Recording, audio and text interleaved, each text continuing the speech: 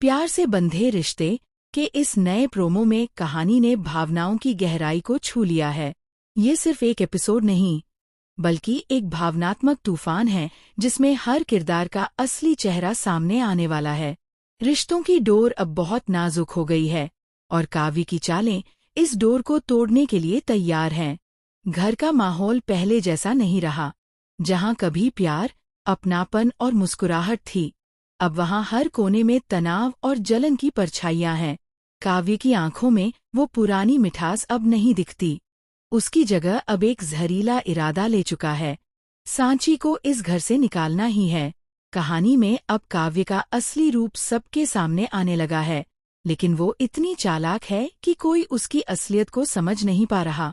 वो हर स्थिति को अपने पक्ष में मोड़ देती है। किसी छोटी सी गलती या घटना को इतना बड़ा बना देती है कि परिवार को लगता है कि सांची ही सारी परेशानी की वजह है। रेयांश की माँ, जो पहले सांची को पसंद करती थी, अब काव्य की बातों में आने लगी है। काव्य बड़ी मासूमियत से बोलती है, पर उसके शब्दों में जहर भरा होता है। धीरे धीरे घर का माहौल ऐसा बना दिया गया है कि हर कोई सांची को गलत मानने लगता है। सांची बहुत कुछ झेल रही है, लेकिन उसके चेहरे पर अब भी एक अजीब सी शांति है। वो अपनी सच्चाई में यकीन रखती है। वो जानती है कि सच देर से सामने आता है, लेकिन एक बार जब आता है तो सब झूठ मिट जाता है। उसकी आंखों में आंसू हैं, मगर उनमें डर नहीं है।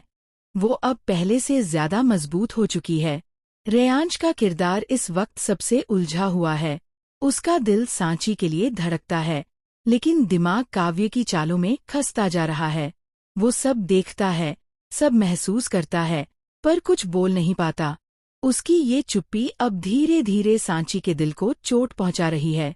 कई बार रिश्ते शब्दों से नहीं, बल्कि खामोशियों से टूटते हैं, और रेयांश की ये खामोशी वही खतरा बन रही है। प्रोमो का सबसे तीखा और दिल